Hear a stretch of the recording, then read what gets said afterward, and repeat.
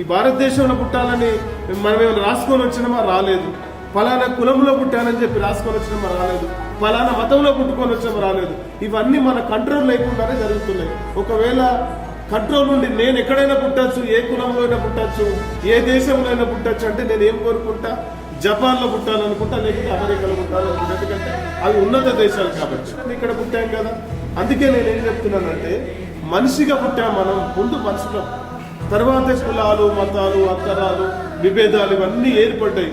కొన్ని అసాంఘిక శక్తులు ఏవైతే ఉన్నాయో వీళ్ళందరూ యూనిటీగా ఉంటే గిట్టగా మనల్ని వేరు చేసి బానిసల్లాగా చూసి ఈ వర్ణ వ్యవస్థను సృష్టించి బానిసలుగా సృష్టించి మన చేత మొత్తం వ్యవస్థనంతా వాళ్ళకి సేవక కులాల్లాగా మనల్ని పుట్టించి మనకు తెలియకుండానే మనం అక్కడ చనిపోవడం, పుడుతున్నాం, చనిపోవడం కూడా జరుగుతుంది. కానీ ఇది మన కంట్రోల్ లేదు.